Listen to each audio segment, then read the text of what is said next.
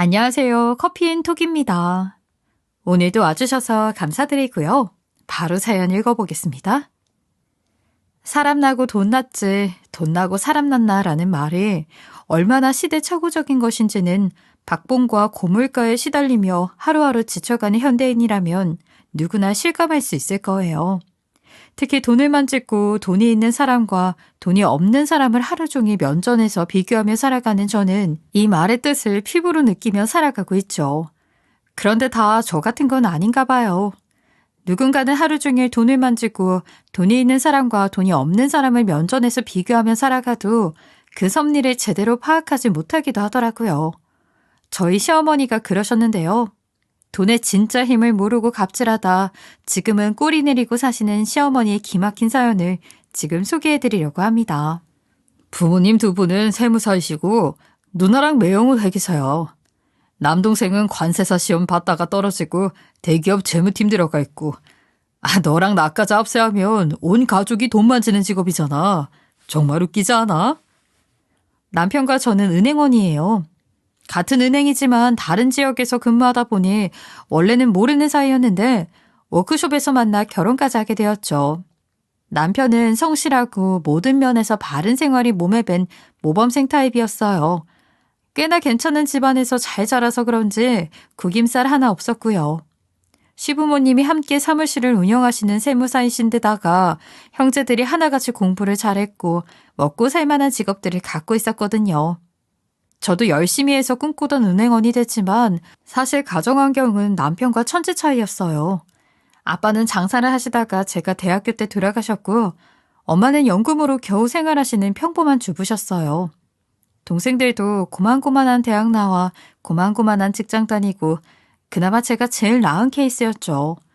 그래서 결혼 이야기가 나오면서 집안이 너무 비교되는 것 같아서 걱정이 많았는데 다행히 시댁에서는 별 반대가 없으셨어요. 네가 은행원이고 내가 은행원인데 집이 무슨 상관이야. 오히려 이게 동등한 관계 아니야? 우리 집도 알고 보면 별거 없어. 그냥 엄마 아빠가 남들보다 오래 돈을 버실 수 있다는 거 하나야. 그러니까 걱정하지 마. 뭐 하는 애냐고 물으시길래 같은 은행 다닌다고 했더니 바로 오케이 하셨어. 결혼은 자고로 집안과 집안이 맺어지는 일인데 너무 쉽게 말하는 남편이 답답하고 순진해 보이면서도 한편으론 고맙더라고요. 시댁도 시댁이지만 남편이 처가가 기운다는 생각을 하지 않아야 길고 긴 결혼 생활을 평등하게 유지할 수 있을 테니까요. 그래서 모아놓은 돈과 대출을 받아 결혼 비용도 반반, 집도 반반해서 칼같이 공정한 결혼을 하기로 했어요. 괜히 시댁에 고개 숙이며 시집가기도 싫었고 나중에 딴 말 나오는 것도 싫어서요. 은행원의 칼 같은 계산력이 어디 가나요? 처음 그런 제안을 했을 때 남편은 너무 재미있다면서 웃었어요. 그러다 제가 진심인 걸 알게 된 후에는 반대하지 않더라고요. 시댁에서도 별 말씀이 없으셔서 정말 저희는 정확히 반반의 결혼을 하게 됐어요. 똑똑한 애 같구나. 그래, 네 생각이 그렇다면 그렇게 해라. 요즘 세상에 남자 여자가 어딨니? 앞으로 결혼해서도 그 생각 변함없이 평등하게 살았으면 좋겠구나. 특히 시어머니가 반가워하셨어요. 남편 말로는 어머니가 돈을 못 모으는 성격이시라 큰돈이 없어 좋아하셨던 것 같다고 하더라고요. 그런데 그때만 해도 그건 말이 안 된다고 생각했어요. 두 분이 세무사 생활을 그렇게 오래 하셨고 집도 강남인데 돈이 없다니 이해가 가지 않았죠. 오히려 제 생각에는 어머니 성격이 워낙 찬바람이 불고 잔정이 없는 스타일이라 알아서 하라는 말씀하신 것 같더라고요. 30년 넘게 그런 엄마와 함께 산 남편도 적응 못할 정도로 까슬까슬하신 분이라니 말 다 했죠. 그렇게 저희의 결혼은 양쪽 집안의 반대나 충돌 없이 정확하게 진행이 됐어요. 그리고 결혼 후 한동안 큰 이슈 없이 평온하게 지냈죠. 그런데 아이가 태어나면서부터 문제가 생기기 시작했어요. 직장 생활을 하는 저 대신 아이를 봐줄 사람을 구하는 게 엄청난 고민이었죠.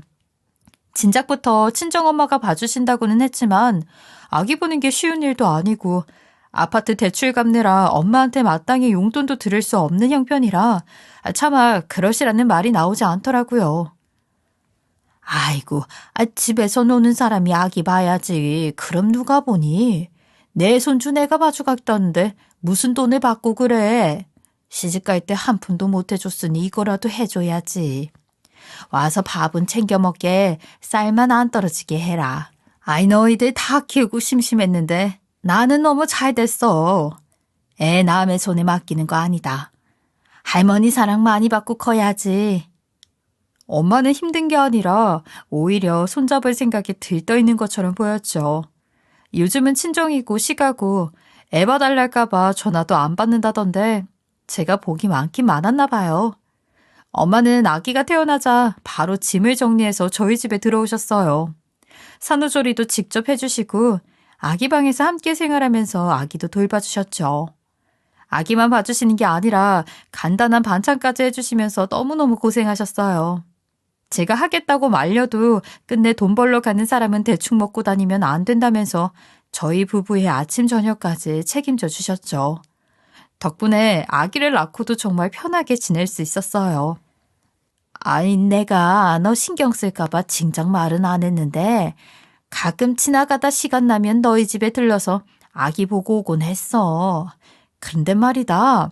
사돈어른이 아기를 너무 업고 계시던데 그건 문제 있는 거 아니니? 놀라운 것은 모든 면에서 쿨해 보였던 시어머니가 갑자기 아기가 태어난 후로 간섭이 심해졌다는 거였어요. 특히 엄마의 양육 방식에 불만이 많으셨는데 그동안 저에게 미리 말씀도 안 하시고 낮에 한 번씩 집에 들르고 계셨더라고요. 편한 차림으로 아기하고 둘이 있었을 엄마가 무척 당황하고 불편했을 텐데 몇 번이나 그러시도록 전 까맣게 모르고 있었어요. 몇 번 오셨지. 아기 보고 싶어 그러신가 보다 했지 뭐.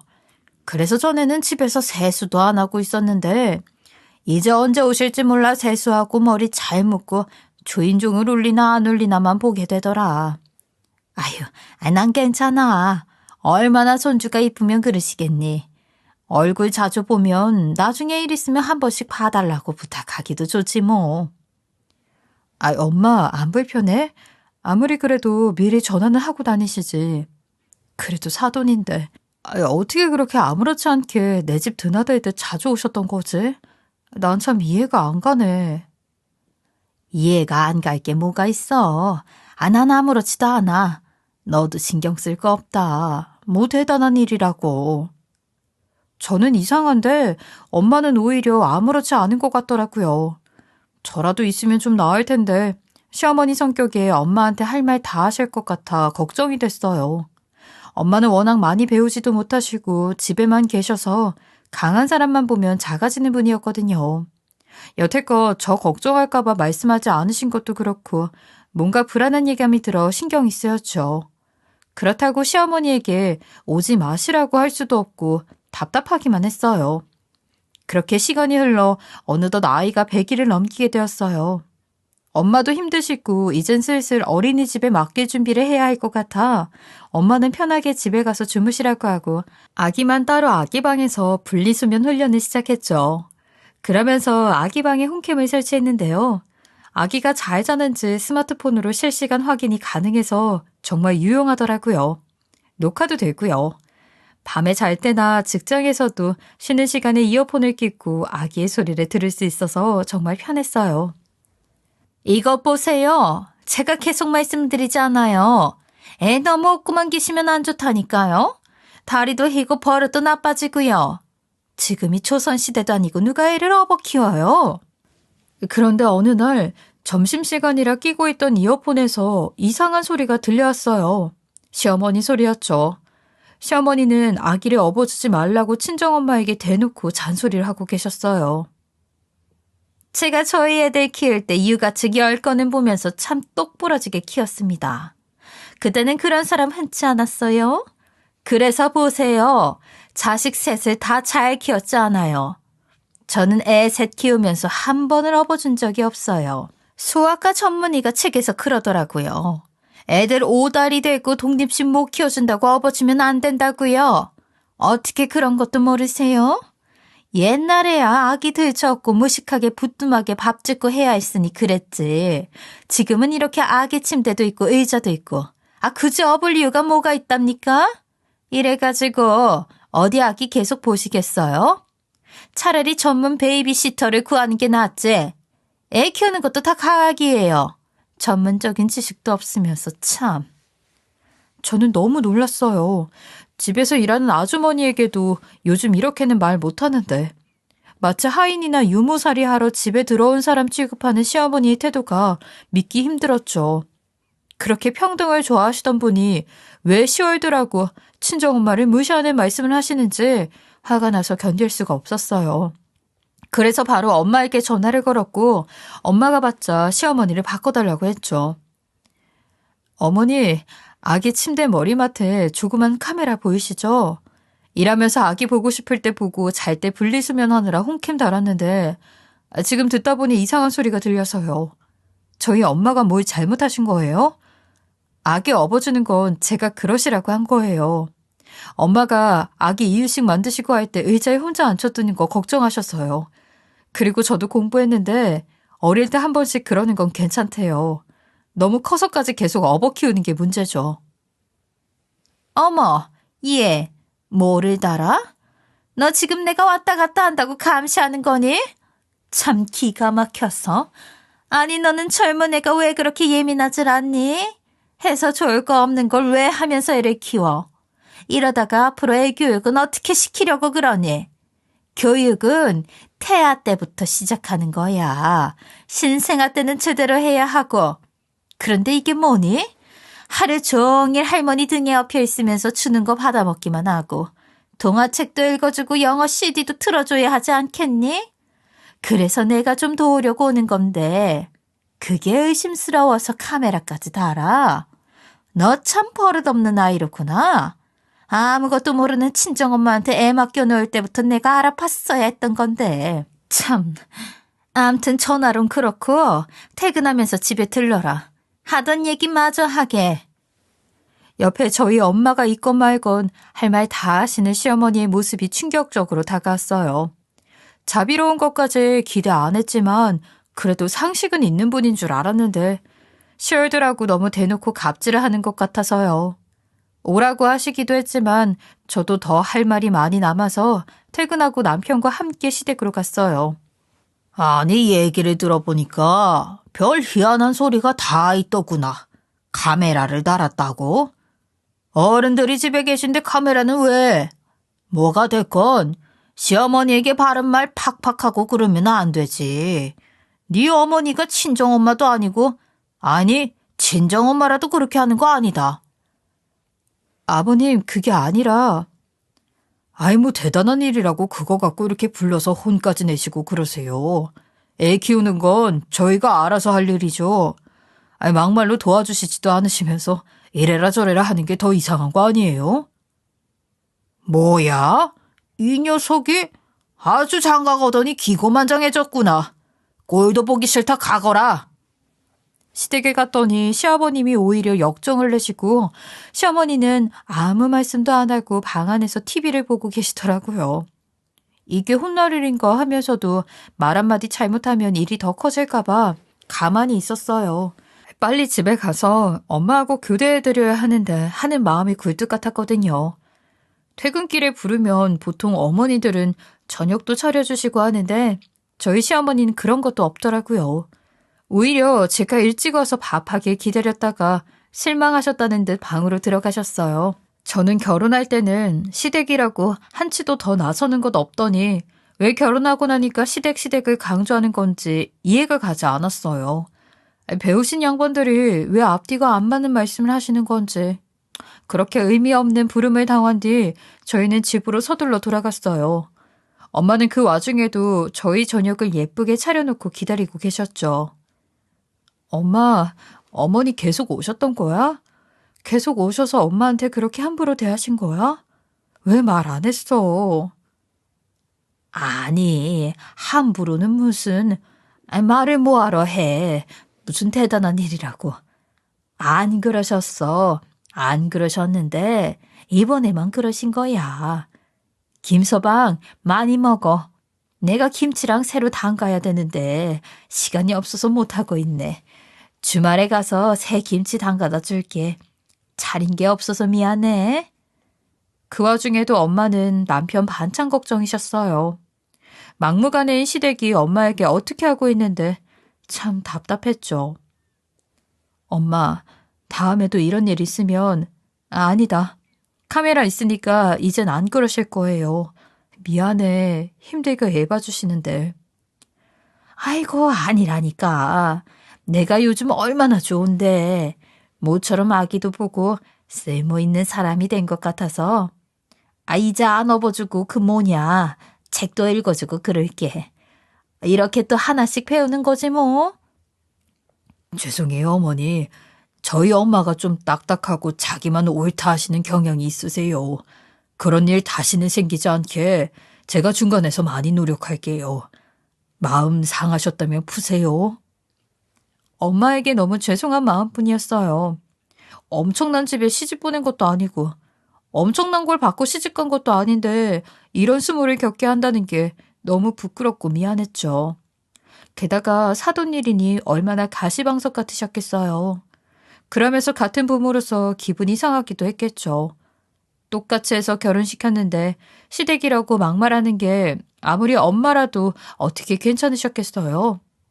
그 일로 엄마에게 죄를 지은 듯 제 마음이 무거워졌고 저희 시어머니도 마음이 달라지셨어요. 다시는 저희 집에 중간에 몰래 오시는 일이 없었고 그 일에 대해서 다시 언급하시는 일도 없었죠. 하지만 다른 방법으로 불편한 신기를 드러내셨어요.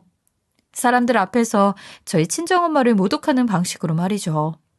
저희 부부 앞에서 하는 것만으로는 분이 풀리지 않으셨나 봐요. 아니, 다들 많이 쓴다고 해서 에어프라이어를 하나 샀는데 괜찮네? 요즘은 이렇게 전자제품들도 쓰기 간단하고 성능도 좋고 그렇더라. 쟤네 집에 있길래 보고 괜찮은 것 같아서 나도 샀지. 쟤네 집에는 별거 다 있어. 옷 냄새 빼주는 그거부터 아기 이유식 만드는 기계도 있고. 참 얘, 그 이유식 만드는 기계 있잖아. 그거 신기하더라. 비싸 보이던데. 그런데 그거 너희 어머니도 사용하시니? 저번에 보니까 아기 분유통 뒤에 쓰여있는 사용법도 잘 못 읽으시더라고. 너무 어렵다면서 나한테 무슨 소리냐고 물어보는 거야. 어머나 세상에. 그래서 내가 여기 뭐라고 쓰여있는지 몰라요? 하고 물으니까 그냥 웃고만 계시더라고. 네 어머니 글은 배우신 거니? 한 번은 시어머니 친정 언니 아들의 결혼식으로 온 식구가 모인 일이 있었는데 그때 어머니가 대뜸 저한테 이런 질문을 하셨어요. 그런 자리에서 저희 식구 얘기가 나오는 것도 당황스러운데 민감한 질문을 대놓고 하시는 게 정말 어이가 없었죠. 그런데 아무도 말리는 사람도 없더라고요. 중학교밖에 못 나오셨어요. 엄마가 어렵게 자라셔서 형제들한테 양보를 해야 했거든요. 그래서 일찍 시집을. 그 어려운 말을 하게 시켜놓고는 어머니는 말이 다 끝나기도 전에 다시 한번 폭격을 쏘시더라고요. 그래서 저번에 사용 설명서도 못 읽으신 거구나. 아이고, 비슷한 연배인데 참 안타깝게 사셨네. 까막눈이나 다름없으니 얼마나 사는 게 힘드셨을 거야. 그나마 넌 대단하네. 그런 어머니 밑에서 공부할 만큼 했으니. 언니 며느리는 참 변호사랬지? 사돈 내외도 다 법조인이시라면서. 아이고, 언니는 아들 장가 참 잘 보내네. 격이 맞으니까 거기는 참 평등하겠어. 좋겠네. 결혼은 그렇게 하는 거야. 아휴, 나도 그렇게 했어야 하는데. 또 평등 타령을 하며 대놓고 저를 돌려깎기 하고 계신 시어머니의 행동이 믿을 수가 없었어요. 너무 자존심이 상하고 기분이 나빠 귀까지 빨개졌어요. 그것도 그들 중에서 유일하게 제 편인 남편이 없는 타이밍에 딱 할 말씀하시는 권모술수에 능한 모습이 놀라웠죠. 식구들 앞에서 말도 안 되는 이야기로 저와 저희 엄마를 모독하는 건 격이 맞는 행동인지 되묻고 싶었어요. 그런데 어머니가 놓치신 게 있어요. 사람을 너무 궁지로 몰면 무슨 일을 할지 모른다는 걸 말이에요. 네, 저희 엄마가 좀 못 배우시긴 하셨어요. 그런데 저 어릴 적부터 직접 공부 가르치시고 말씀도 참 예의 바르게 하셔서 교양 있는 분이란 소리 많이 들으셨어요. 그런 어머니 밑에서 자라서 제가 얼마나 복이 많은지 몰라요. 저희 엄마가 항상 저한테 강조하시던 말씀이 있는데요. 사람은 머리가 아니라 입을 제대로 써야 한다는 거였어요. 아무리 가진 게 많고 배운 게 많아도 입을 잘못 쓰면 덕을 다 깎아먹는다고요. 그 말씀을 항상 마음속에 새기며 살았는데 살다 보니 정말 입을 하수구처럼 쓰는 사람이 많더라고요. 아무 말이나 다 뱉으면 그게 하수구지. 어떻게 입이겠어요? 진짜 겸손하지 않고 무지한 사람들이 많아서 엄마가 늘 그렇게 가르쳐 주셨나 봐요. 저는 참지 않고 받아쳤어요. 저도 틀린 거 발견하면 그냥 지나치지 못하고 불의를 보면 못 참는 성격이니까요.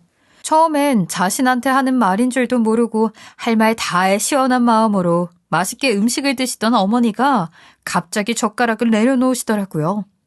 생각해보니 불쾌하셨나 봐요. 다른 식구들이 저희 사이에서 눈치만 보고 있는데 마침 통화를 마친 남편이 들어왔고 더 이상의 격전은 이루어지지 않았어요. 하지만 시어머니는 절대 그냥 넘어가지 않으셨어요. 벼르고 별렀다가 다시 한 방을 쏘시더라고요. 공격 대상이 제가 아닌 엄마로 다시 돌아갔다는 게 함정이었어요. 한동안 저희 집에 발걸음을 끊으셨던 어머니가 다시 저희 집으로 오신 건 남편 친구 결혼식 때문에 부부가 함께 외출한 일요일 낮이었어요. 남편에게 결혼식이 있다는 이야기를 들은 어머니가 저희가 없는 시간에 맞춰 집에 들으신 거죠. 그때 저는 주말까지 엄마한테 애를 봐달라는 게 너무 죄송해서 아기 낮잠 잘 시간에 엄마도 주무시라며 홈캠에 이어폰을 끼고 있었어요. 그런데 저희가 집을 나선 지 얼마 안 돼서 시어머니가 들이닥치더니 거칠게 홈캠을 끄시는 소리가 들리더라고요. 녹화된 화면을 돌려보니 카메라를 향해 매섭게 눈을 부라리시며 작정하고 카메라를 끄시는 어머니의 모습이 그대로 담겨 있었어요. 대체 무슨 일일까 걱정이 되어 저는 남편에게 이야기하고 결혼식 중간에 나갔는데 걱정이 된 남편도 저를 따라 나서더라고요. 마침 남편이 술을 한잔해서 제가 운전을 했어요. 집으로 가는 시간이 그렇게 길게 느껴질 수가 없었죠. 그래서 집에 도착하자마자 남편을 입구에 내려주고 먼저 올라가 보게 했어요. 자기가 빨리 올라가 봐. 또 무슨 이야기 하시기 전에 얼른 나도 주차하고 바로 갈게. 남편은 제가 시키는 대로 서둘러 집으로 올라갔고 저도 순식간에 주차를 마치고 뛰어 올라갔어요. 그랬더니 문 밖으로 다 새어나올 만큼 이미 큰 소리가 오가고 있더라고요. 아니, 배운 게 없으면 몸으로 때우는 게 당연한 거 아니야? 솔직히 옛날 같으면 식모살이나 하면 살았을 건데 사위 잘 들여 손주나 보고 살면 복에 겨운 거 아니냐고. 대체 이 막말은 또 뭔지 제가 없다고 대놓고 막말을 하는 시어머니의 소리가 문 밖까지 쩌렁쩌렁 울리자 저는 끝내 이성을 잃고 말았어요. 문을 박차고 들어가 시어머니 앞에서 두 눈을 부라렸죠. 마치 홈캠 앞에서 눈을 부라렸던 어머니처럼요. 어머니, 지금 뭐 하시는 거예요? 식모살이요? 대체 이게 무슨 상황이에요? 저의 등장에 식구들은 잠시 언쟁을 멈췄어요. 누군가의 설명이 필요한 상황이었죠. 아니, 내가 너희 어머니한테 여기 반찬 만드시는 김에 우리 것도 좀 부탁드렸다. 아무래도 나랑 다르게 시간도 있으시고 반찬하고 그런 거 좋아하시는 것 같아서 부탁을 드린 거야. 김치랑 나물이랑 마른 반찬이랑 해달라고 하고 돈 드리려고 이렇게 가져왔는데 네 남편이 다짜고짜 달려들어서 뭐 하는 짓이냐고 이 난리다. 부창부수도 정도가 있지. 어째 그렇게 너희들은 똑같이 닮아가냐? 그런데 왜 닮아도 좋은 쪽으로 안 가고 하향 평준화야? 정말 기가 막혔어요. 어떤 상식과 교양을 갖춘 사람이 사돈에게 돈 줄 테니 반찬 좀 해달라고 할 수 있는 거죠? 그건 그렇다 치고 식모살이 어쩌고 하는 얘기는 그럼 왜 나온 거예요? 예, 네 남편이 그러잖니. 반찬 가게에서 사 먹지 창피하게 뭐 하는 거냐고. 그래서 현실을 얘기해 준 거다. 사람이 다 같은 사람이니? 사돈이라고 다 같은 사돈이야? 레베루가 다르지 레베루가. 자고로 결혼이란 똑같은 조건으로 병등하게 해야 되는 거다. 이렇게 차이가 나니 매사 가족끼리 부딪히고 안 맞고 하는 거야. 어머니, 지금 평등이라고 하셨어요? 말이 나와서 말이지. 저랑 이 사람 똑같은 직장에 똑같은 직급에 똑같은 월급 받고 학교도 비슷한데 나와 결혼 비용 똑같이 반반 냈는데 여기서 더 어떻게 평등해요? 어머니가 전문직이라고 중학교밖에 졸업 못하신 우리 어머니랑 레벨우가 안 맞아서 뭐가 불편하신데요? 무슨 불이익이 있으신데요? 대체 배울 만큼 배우신 분이 저희한테 왜 이러시는 거예요? 아니, 이게 보자 하니까 교양 있긴 말로 타이르려고 했더니 안 되겠구나. 무식한 집안은 똑같이 무식하게 대해야지 내가 잘못 생각했네. 나 참 기가 막혀서. 얘, 어디서 버르장머리 없이 시어머니 앞에서 바락바락 대들고 그래. 어? 너 한번 혼나볼래? 순간 어머니는 아예 혼을 내듯 손까지 들으셨고 저희 엄마는 심장을 부여잡으며 놀라서 주저앉으셨어요. 남편이 재빨리 저지해 다행히 더 흉한 꼴은 보지 않아도 됐지만 시도를 하신 것만으로도 어머니에 대한 실망과 충격은 말로 다 할 수 없었죠. 엄마 제발 그만 좀 하세요. 그때 남편이 시어머니를 향해 소리를 질렀고 저랑 친정엄마는 아무 말도 할 수 없었어요. 그 순간 남편의 소리에 방에서 자고 있던 아기가 깼는지 울음을 터뜨렸죠. 본능적으로 엄마가 방으로 들어가 아기를 달래고 얼음처럼 굳어버린 시어머니와 저 남편은 그 자리에서 한 발자국도 떼지 못하고 서 있었어요. 이놈이 아주 미쳤구나. 내가 널 그렇게 길렀니? 응? 그렇게 가르쳤어? 결혼하고 못된 것만 배워가지고. 너도 그냥 이 집 아들 해라. 난 이제 너희들하고 상종도 안 할란다. 말 같지도 않은 집안이랑 결혼 한번 잘못시켜서 내가 이런 꼴이나 당하고 원? 엄마 제발 정신 좀 차려요. 아유, 우리 장모님이 어떤 분인지는 알아요? 뒷감당을 어떻게 하려고 이렇게 무식하게 굴어? 뭐 이 자식아? 무식? 감히 나한테 무식하다고? 아니, 이놈이 진짜 미쳤나? 이제는 남편에게 손을 드는 시어머니를 남편은 밀치듯 저지했고 시어머니는 놀라고 분해서 남편의 등짝을 때리며 말했어요. 네 장모가 뭐라고 지혜미한테 이딴 짓을 하는 거야. 대체 무슨 뒷감당을 어떻게 하냐는 거냐고. 내가 무서울 게 뭐가 있다고? 듣다 도저히 안 되겠다고 생각했는지 남편은 드디어 입을 열기 시작했어요. 그리고 우리 엄마의 비밀을 다 실토하는데 지금까지 이야기는 아무것도 아닌 충격적인 사실이 드러나 시어머니와 저는 놀라 자빠지고 말았어요. 사실은 엄마 합의금 그거 우리 장모님이 빌려주신 거야. 뭐? 뭐라는 거야 네가 지금? 엄마가 음주운전해서 사람 쳤을 때 그 합의금 우리 장모님이 돈 빌려주신 거라고. 내가 돈이 어딨어. 당장 1억을 구해야 하는데 빌릴 데가 있어야지. 장모님밖에 생각나는 사람이 없어서 내가 부탁드렸어. 그런데 엄마가 아무것도 모르고 이렇게 하면 어떡해. 돈 1억도 없어서 아들한테 구해오라고 하는 양반이. 무슨 소리야? 쟤네 집 돈 없는 거 뻔히 아는데 어디서 이게 엄마 앞에서 거짓말을 늘어놓고. 우리 장모님 사실 우리 지점 VIP야. 나한테 비밀로 하고 내 실적도 엄청나게 올려주셨는데 자식들한테도 알리기 싫어하셔서 비밀로 해드린 거야. 남편이 실토한 엄마의 비밀은 그야말로 대반전의 이야기였어요. 저랑 동생들이 전혀 몰랐던 엄마가 부자였다는 사실은 그 무엇보다 충격적이었죠. 엄마는 지금까지 아빠 돌아가시기 전에 사놓은 작고 낡은 아파트에 살고 계셨고 다른 건물이나 땅은 물론 차도 없고 생전 외식도 안 하는 분이셨으니까요. 남편의 설명에 의하면 엄마는 결혼 이야기가 나오고 일부러 남편이 근무하는 지점에서 거래를 했는데 사위의 길을 몰래 살려주기 위해서였다고 해요. 어느 날 은행 VIP실로 들어가는 엄마의 모습을 보고 남편은 이 사실을 알게 됐고 엄마는 저랑 동생들에게 미리 주면 성실하게 살지 않을까 봐 나중에 주려고 말씀을 안 하신 거니 비밀 유지해달라고 부탁하셨대요. 주부로만 살던 엄마가 돈을 많이 모으기 시작하신 건 아버지가 돌아가신 후부터였다고 해요. 아버지는 가구 대리점을 하셨는데 유명 브랜드는 아니었지만 가성비 높은 제품으로 입소문이 나면서 돈을 긁어 모으셨고 가구 단지마다 지점도 내서 돈을 꽤 버셨다고 해요.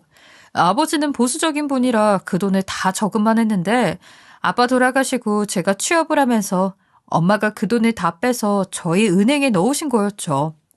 혹시나 딸에게 도움이 될까 해서요.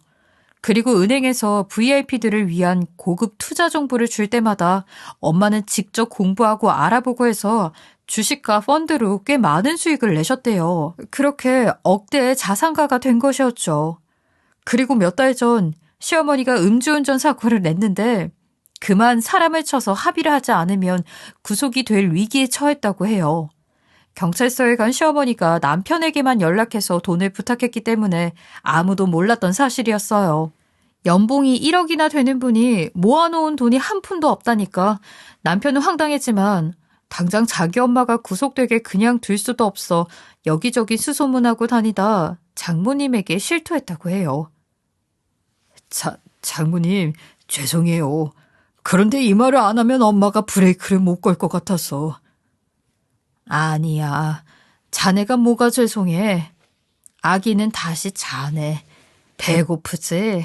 내 금방 밥 차릴게. 이제 그만하고 밥이나 먹자고. 시어머니는 이미 소파에 쓰러져 얼굴이 하얗게 질려 있었고 저도 너무 큰 충격에 정신을 차리기 힘든 상태였어요. 그런데 밥을 먹자니 엄마도 참 대단하구나 싶었죠. 그때 시어머니가 갑자기 정신을 차리더니 엄마한테 매달리기 시작했어요. 아이고 사돈어른, 제가 그런 줄도 모르고. 아이고 이걸 어째. 제가 정말 무례했습니다. 죄송합니다.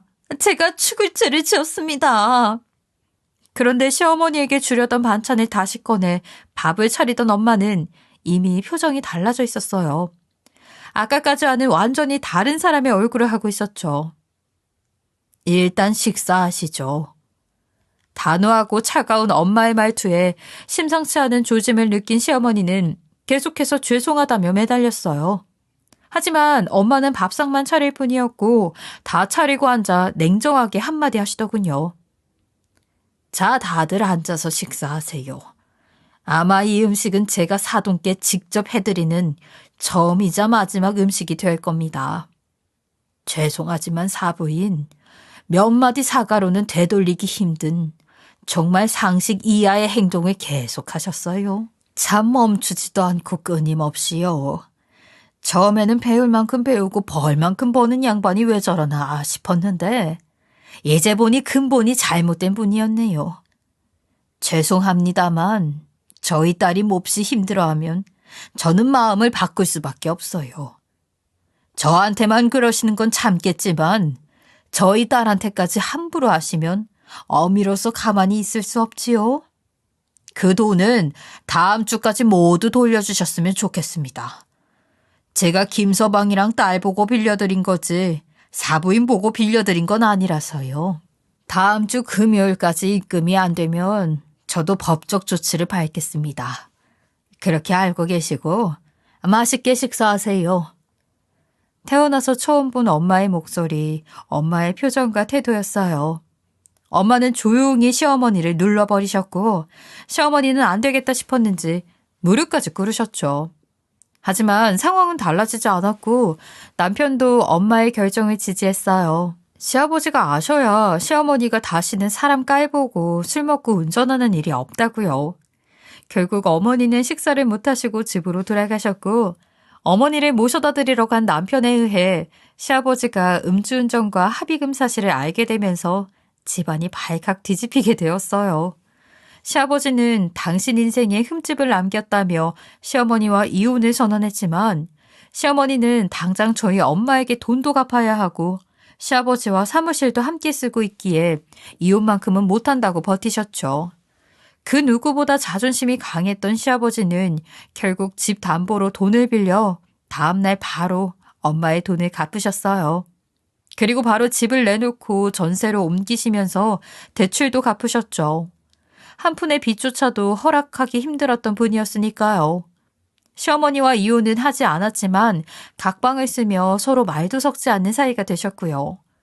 이후 시어머니는 저희 모녀는 물론 모든 가족에게 찍소리 못하며 조용히 일만 하며 지내셨어요. 그런 일이 있는 후에도 엄마는 저희 아이를 계속 봐주시고 저희 부부 저녁을 차려주시며 힘들어도 행복한 일상을 되찾으셨죠. 저는 궁금했어요. 어떻게 그 많은 돈을 가지고 있으면서 티를 안 내고 살고 시어머니가 대놓고 갑질을 하는데도 참을 수 있었는지요. 그래서 물었더니 엄마는 의외로 덤덤하게 말씀하시더라고요. 아무리 돈이 많아도 사람이 할 도리는 해야 하는 거고, 아무리 배운 게 많아도 사람이 사람 도리를 못하면 사람 노릇하고 살기 힘든 거지.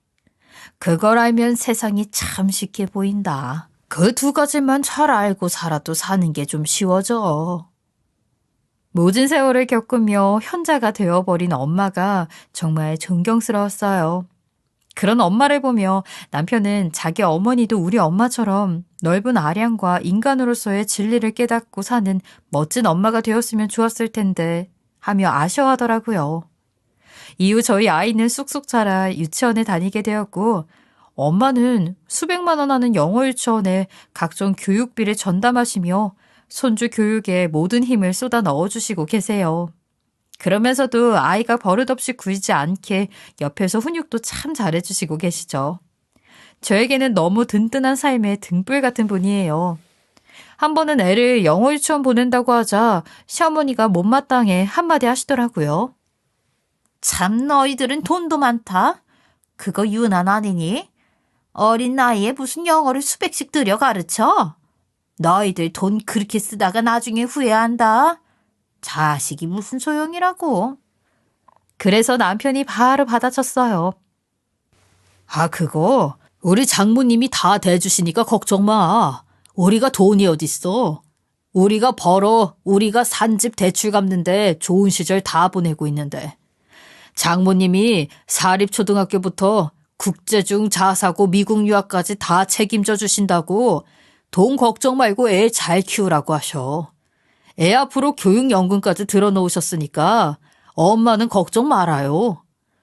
남편이 얄밉게 남의 아들처럼 구는데도 시어머니는 아무 말도 못하셨어요. 더구나 엄마 이야기가 나오니 완전히 꼬리를 내리셨죠. 참 고마운 분이시다. 우리가 못해주는 걸 해주시니 내가 어떻게 감사의 말씀을 드려야 할지 모르겠어. 확실히 우리랑은 사이즈가 다른 분이시다. 항상 고맙게 생각한다고 전해드리고 너희가 대신 잘해드려라. 시아버지의 말씀에 시어머니는 더욱 기가 죽으셨고 그렇게 지금까지도 길을 못 펴시고 은퇴할 나이인데도 일하면서 살고 계세요. 모아둔 돈은 없고 집은 전세고 한창 더 벌어야 한다고 하시면서요. 인생은 참 알다가도 모르게 흘러가는 것 같아요. 한 가지 확실한 건 엄마의 말처럼 두 가지만 명심하고 살아도 좀 살기가 쉬워진다는 거죠. 엄마의 말을 꼭 가슴에 새기고 저도 열심히 살아가려고요. 사람답게 사는 건 노력하지 않으면 힘든 거니까요. 그럼 여러분도 삶의 진리에 따라 열심히 행복하게 사시길 바라면서 이만 긴 글 마칠게요. 지금까지 커피앤톡이었습니다. 오늘도 끝까지 함께 해주셔서 감사하고요. 다음 영상으로 또 찾아뵙겠습니다.